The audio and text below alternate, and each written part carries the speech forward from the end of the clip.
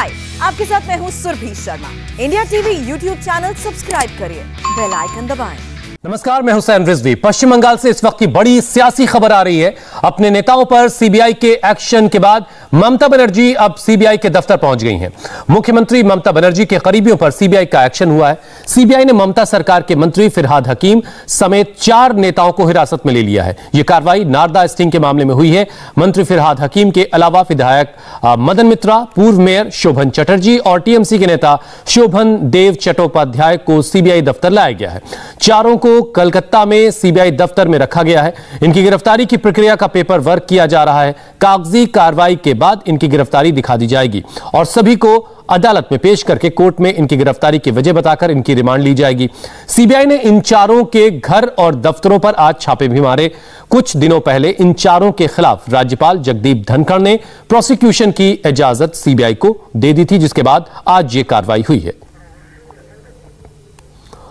और आज जैसे ही ये कार्रवाई हुई है, उसके फौरन बाद ममता बनर्जी पहुंच गई हैं सीबीआई दफ्तर। अब से कुछ ही देर पहले आप ये तस्वीरों में देख पा रहे हैं, फिरहाद हकीम ममता बनर्जी के काफी करीबी माने जाते हैं। इसके अलावा 4 और ममता के करीबी नेता हैं जिनको इस वक्त सीबीआई ने हिरासत में लिया है और सीबीआई हेडक्वार्टर पर इस वक्त उनको रखा गया है।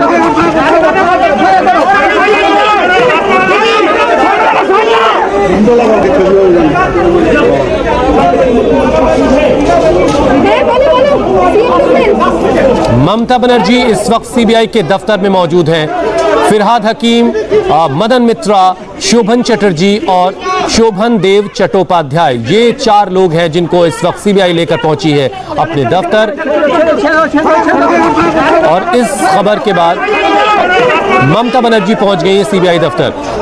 मनीष भट्टाचार्य इस वक्त हमारे साथ जुड़ चुके हैं। मनीष, क्या ममता बनर्जी अभी भी सीबीआई के दफ्तर में हैं और आगे क्या कह रही हैं, उनका इरादा क्या है सीबीआई दफ्तर पहुंचने के बाद? देखिए, अभी फिलहाल ममता बनर्जी के ये जो मंत्री हैं उनको बुलाया गया है और ममता बनर्जी भी सीबीआई दफ्तर पहुंची है। जैसा कि हमेशा की तरह से ही जब भी सीबीआई की जांच होती है तो ममता बनर्जी खुद वहां पर पहुंचती हैं। इससे पहले भी आप देखा होगा आपने कि जब सीबीआई की टीम अभिषेक बनर्जी के घर पर पहुंची थी तो ममता बनर्जी सुबह सुबह सबसे पहले वहां पर गई थी और उसके बाद थोड़ी देर वहां पर रुकी, उसके बाद वहां से निकली। और ठीक वैसा ही हुआ है कि नारदा स्कैम के मामले को लेकर जब जांच की मंजूरी कुछ दिन पहले ही दे दी गई थी और इस मामले में फिर से जब सीबीआई ने इन मंत्रियों को बुलाया है, इनसे पूछताछ की जाएगी, तो उस मामले में जब उनके मंत्री वहां पर गए हैं तो ममता बनर्जी भी वहां पर पहुंची हैं। हालांकि ये बताया जा रहा है कि ममता बनर्जी का शेड्यूल अभी 9 का है, थोड़ी देर बाद। अब वहां पर ममता बनर्जी कितनी देर रुकती हैं, ये एक देखने वाली बात होगी। मनीष, हमने पश्चिम बंगाल में पुलिस और सीबीआई का टकराव भी देखा है। जिस तरीके से ममता बनर्जी सीबीआई के दफ्तर पहुंच गई हैं, ये क्या रुख अख्तियार कर सकता है? ये सिर्फ एक मॉरल सपोर्ट है अपने करीबियों के लिए या फिर कुछ और भी इसकी शक्ल हम देख सकते हैं कुछ वक्त में? देखिए, जितने भी मंत्री हैं टीएमसी के और टीएमसी सुप्रीमो ममता बनर्जी लगातार ये कह रही हैं कि पूरी साजिश सेंट्रल गवर्नमेंट की है, बीजेपी की है, उनको टारगेट करने की कोशिश की जा रही है। और ऐसे में जब एक बार फिर से सीबीआई की जांच इनके मंत्रियों पर है तो ममता बनर्जी ये दिखाने की कोशिश कर रही है कि उनके परिवार पर अगर कोई भी आंच आएगी तो टीएमसी सुप्रीमो उनके साथ खड़ी होंगी। और यही मैसेज उन्होंने शुरुआत में भी दिया था जब अभिषेक बनर्जी पर कोयला स्कैम के मामले में सीबीआई की टीम जब जांच कर रही थी। तो आज भी जब इन मंत्रियों से, और वो मंत्री हैं इसमें मैं बताऊं फिरहाद हाकिम जो कि सबसे खास माने जाते हैं ममता बनर्जी के, शोभन देव चट्टोपाध्याय जो कि भवानीपुर से जीत के आए एनर्जी मिनिस्टर हैं और ममता बनर्जी के बेहद खास हैं, मदन मित्रा वो भी ममता बनर्जी के बहुत पुराने टीएमसी के ये सब नेता हैं। और ऐसे में ये सारे नेताओं से जब पूछताछ हो रही है तो ममता बनर्जी ये संदेश देने की कोशिश कर रही है कि जिस किसी भी मामले में उनसे जांच होगी, उस किसी मामले में उनके घर परिवार का कोई भी सदस्य हो या उनके पार्टी का कोई भी सदस्य हो, ममता बनर्जी साथ खड़ी होंगे। हालांकि अब किस तरीके की पूछताछ होती है, क्या इसमें सीधा जुड़ाव इन मंत्रियों से है या ममता बनर्जी से कोई लेना देना है, ममता बनर्जी कितनी देर रुकती हैं, ये वाकई में देखने वाली बात है। हुसैन, मनीष, हमने ये भी देखा है कि ममता बनर्जी अक्सर धरना प्रदर्शन करने के लिए भी वो जानी जाती हैं। इससे पहले भी हमने कई जगहों पर देखा कि वो सरकार के खिलाफ उनका प्रदर्शन, तो क्या आज हम ऐसा भी कुछ देख सकते हैं कि ममता बनर्जी अपने करीबियों के खिलाफ इस कार्रवाई के विरोध में धरने प्रदर्शन पर बैठ जाएं? देखिए, बिल्कुल ये कोई बहुत अचंभे की बात नहीं होगी अगर ऐसा हो जाए तो, क्योंकि ममता बनर्जी लगातार हर कोई मामले में खुल के मोर्चा करती हैं, अपनी टीम अपनी पार्टी के साथ रहती हैं और बार बार वो कह रही हैं कि उनको हर किसी मामले में फंसाने की साजिश की जा रही है। चुनाव से पहले भी जब सीबीआई अपनी कार्रवाई कर रही थी तो उन्होंने खुल के बहुत मोर्चा खोला था। उन्होंने बीजेपी के खिलाफ तमाम शिकायतें की थी, चुनाव आयोग को चिट्ठी लिखी थी, उसके बाद प्रधानमंत्री नरेंद्र मोदी के खिलाफ तमाम बातें बोली थी। तो एक बार फिर से जब इनके तमाम मंत्रियों पर आंच आई है नारदा स्कैम की, तो अब वो संभव है कि खुल के वो मोर्चा खोलेंगी और यही संदेश भी दे रहा है कि ममता बनर्जी खुद वहां पर पहुंची हैं। मनीष, एक बार हमारे दर्शकों की आसानी के लिए जरा सा नारदा स्कैम के बारे में जरा डिटेल में बताइए शुरुआत से, ताकि ये समझ में आ सके कि ये जो 4 नेता इस वक्त टीएमसी के सीबीआई की हिरासत में है, इनका नाम इस स्कैम में क्यों आ रहा है?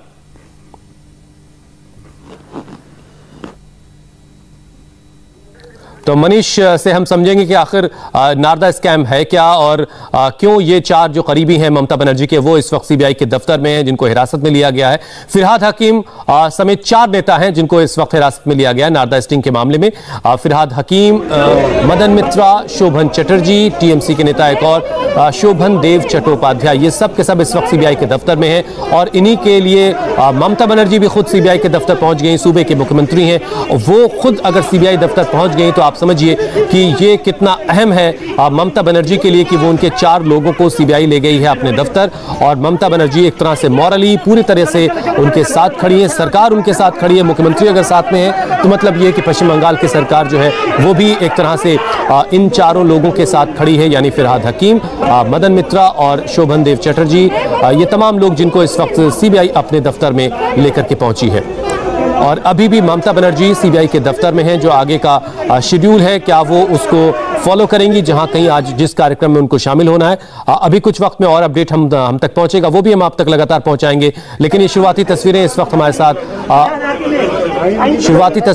आपके सामने हैं।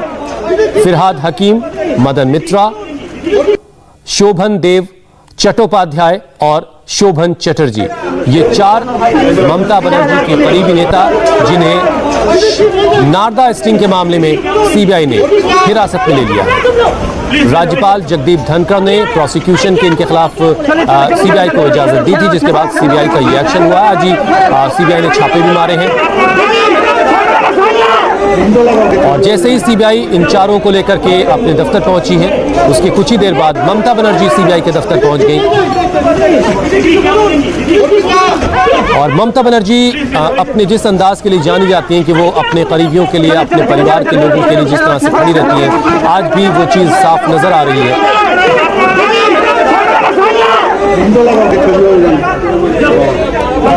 तो फिरहाद हाकिम, मदन मित्रा, शोभन चटर्जी और शोभन देव चट्टोपाध्याय, ये 4 इस वक्त कलकत्ता के सीबीआई दफ्तर में मौजूद हैं और इनकी गिरफ्तारी की प्रक्रिया का पेपर वर्क इस वक्त वहां चल रहा है। और उसके बाद इस जो गिरफ्तारी का पेपर वर्क कंप्लीट होने के बाद सीबीआई इनको गिरफ्तार शो कर देगी। अभी तक जो है इनकी हिरासत दिखाई जा रही है और उसके बाद फिर अदालत में पेश करके अदालत से रिमांड हासिल करने की सीबीआई कोशिश करेगी, ताकि फिर जो पूछताछ की प्रक्रिया है उसको आगे सिलसिलेवार तरीके से बढ़ाया जा सके। लेकिन इससे पहले की गिरफ्तारी शो होती, ममता बनर्जी जो सूबे की मुख्यमंत्री हैं वो खुद सीबीआई के दफ्तर पहुंच चुकी हैं।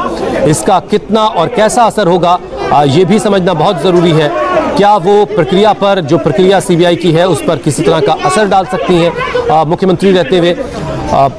मनीष भट्टाचार्य हमारे साथ एक बार फिर से जुड़ चुके हैं। मनीष, एक मुख्यमंत्री भी हैं ममता बनर्जी, सूबे की पार्टी की बड़ी नेता हैं, तो साथ ही साथ सूबे की मुख्यमंत्री भी हैं। उनका वहां पर सीबीआई के दफ्तर में होना, क्या ये भी है साथ साथ कि सरकार भी इन 4 नेताओं के साथ, 4 लोगों के साथ खड़ी है, तो इसका सीबीआई का जो एक्शन है उस पर किस तरह का असर पड़ सकता है?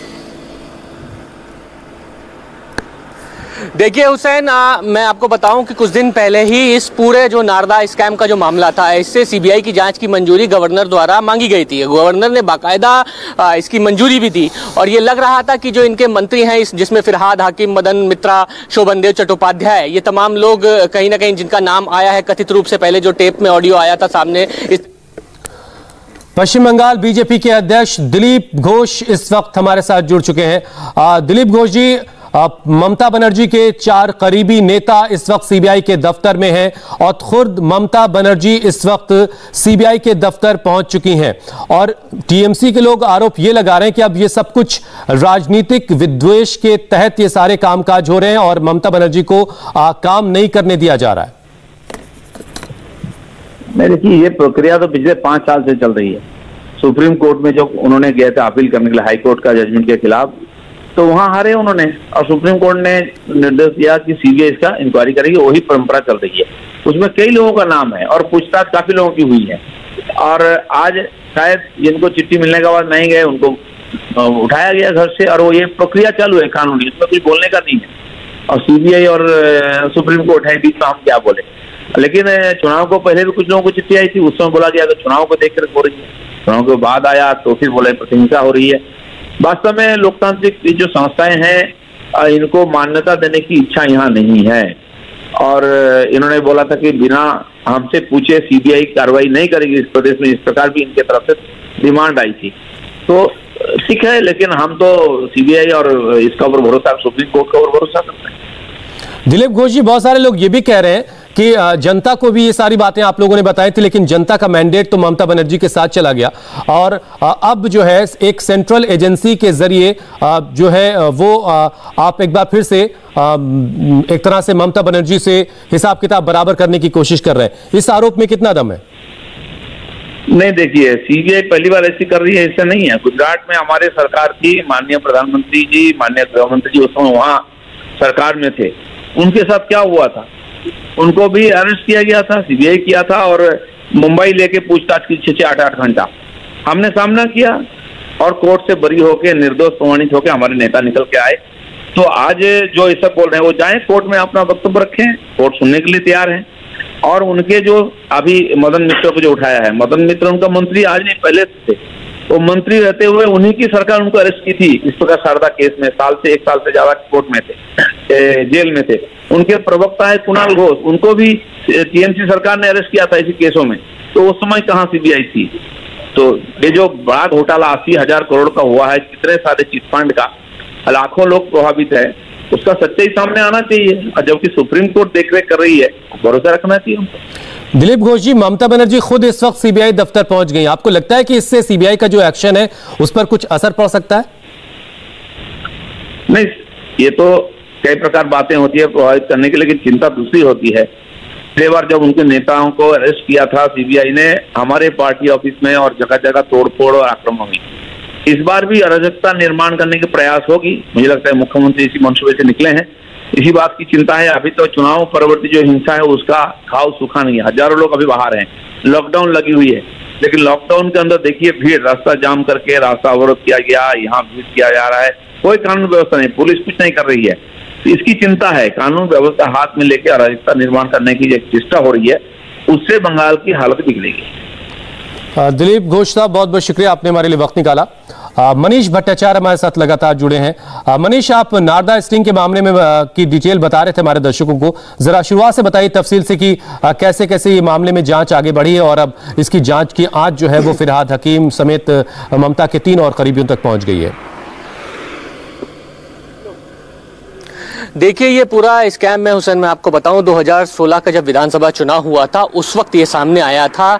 इसमें ये कहा जा रहा था कि एक स्टिंग ऑपरेशन किया गया है। इस स्टिंग ऑपरेशन में टीएमसी के मंत्री व उस जैसी उन नेताओं की शक्ल जैसे लोग बड़े बड़े कंपनियों से पैसा लेते हुए दिखाई दे रहे थे और इसी पूरे मामले में 7 सांसदों और उस वक्त के 3 मंत्री और उस वक्त के मेयर शोभेंद्र चट्टोपाध्याय का नाम आया था। इस पूरे मामले में जांच हो रही थी और लगातार ये पूरा मामला जांच होता गया। हालांकि 2016 से ये पूरा मामला चल रहा है, 2017 में पूरा कोर्ट में पहुंचा और उसके बाद ये लगातार सीबीआई इसकी जांच कर रही थी। 9 मई यानी अभी कुछ दिन पहले सीबीआई की इस जांच को गवर्नर जगदीप धनखड़ ने मंजूरी दी है और उसके बाद आज फिरहाद हाकिम शोभनदेव चट्टोपाध्याय मदन मित्रा के घर सीबीआई पहुंची। फिरहाद हाकिम के घर पर छानबीन की गई है। हालांकि जिस वक्त फिरहाद हाकिम को वहां से सीबीआई के दफ्तर ले जाया गया, उनसे सवाल जवाब ये किए जा रहे थे कि क्या फिरहाद हाकिम को गिरफ्तार किया जा रहा था। तो हालांकि सीबीआई के कुछ लोगों ने, जो सूत्रों से हमें खबर मिल रही है, उन्हें स्पष्ट भी किया कि गिरफ्तारी नहीं है, ये पूछताछ है। यानी अभी फिलहाल पूछताछ चल रही है, लेकिन ये बात आप समझ सकते हैं कि वो जो नारदा स्कैम जिस वक्त 2016 के विधानसभा चुनाव में जो बड़े बड़े लोग वो चेहरे दिखाई दे रहे थे, उसमें कथित रूप से कि पैसा लेने का जिनके ऊपर आरोप था, वो जांच अभी भी चल रही है।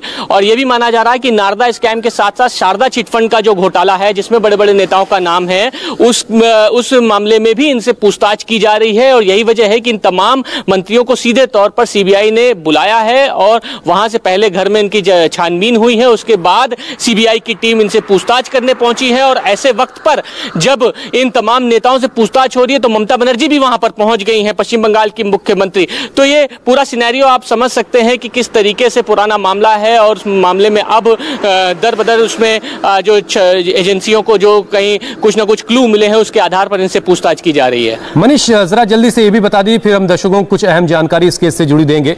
ममता बनर्जी के बारे में क्या खबर मिल रही है? अभी भी वो सीबीआई के दफ्तर में ही है या वहां से निकल चुकी हैं?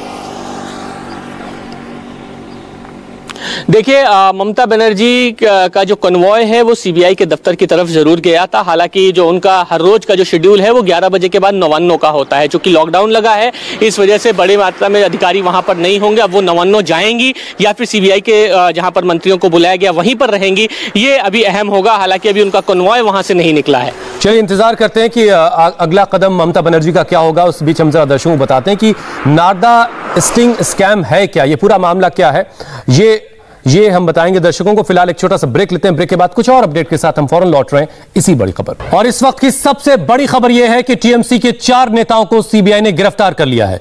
जिन नेताओं को हिरासत में लेकर सीबीआई अपने दफ्तर पहुंची थी, अब उनको गिरफ्तार कर लिया गया है। जैसे कि हम आपको बता रहे थे कि पेपर वर्क किया जा रहा था और कुछ ही वक्त में इनकी गिरफ्तारी दिखा दी जाएगी। और अब फिरहाद हकीम समेत 3 और नेता टीएमसी के गिरफ्तार हो चुके हैं। सीबीआई ने इन 4 को गिरफ्तार कर लिया है। मदन मित्रा, शोभन चटर्जी, शोभन देव चट्टोपाध्याय, ये 3 और नेता फिरहाद हकीम के अलावा इन 4 को सीबीआई ने गिरफ्तार कर लिया है। नारदा स्टिंग का यह मामला जिसमें सीबीआई ने गिरफ्तारी की है। अब इन 4 को अदालत के सामने पेश करके सीबीआई की कोशिश होगी कि वो इनकी रिमांड हासिल करे ताकि पूछताछ का जो सिलसिला है वो आगे सिलसिलेवार तरीके से बढ़ाया जा सके। मदन मित्रा, शोभन चटर्जी और शोभन देव चट्टोपाध्याय, इसके अलावा फिरहाद हकीम, ये 4 इस वक्त सीबीआई ने इन 4 को गिरफ्तार कर लिया है। आपको बता दें कि जैसे ही सीबीआई इन 4 को लेकर के अपने दफ्तर तक पहुंची थी, ममता बनर्जी जो मुख्यमंत्री हैं सूबे की, उनको जैसे ही यह खबर मिली फौरन वो भी सीबीआई के दफ्तर पहुंच गई।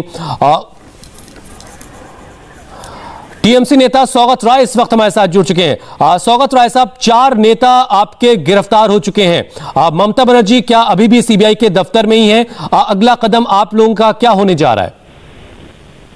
नहीं, अगला कदम तो मैं बता नहीं सकता हूं, मैं उधर नहीं हूं। ममता बनर्जी गई है, एक तरफ उठाई है, वो पार्टी का सुप्रीमो है। पार्टी का 2 मंत्री, 1 विधायक गिरफ्तार हुआ जी। ये बदला लेने का मनोभाव से सीबीआई ये कदम उठाया। केंद्रीय सरकार के नेता लोग पश्चिम बंगाल चुनाव में हारने के बाद इससे बदला ले रहे। मैं इसको निंदा कर रहा हूं। जैसा समय बढ़ता जाएगा हम लोग भी अपना कदम बोलते जाएंगे।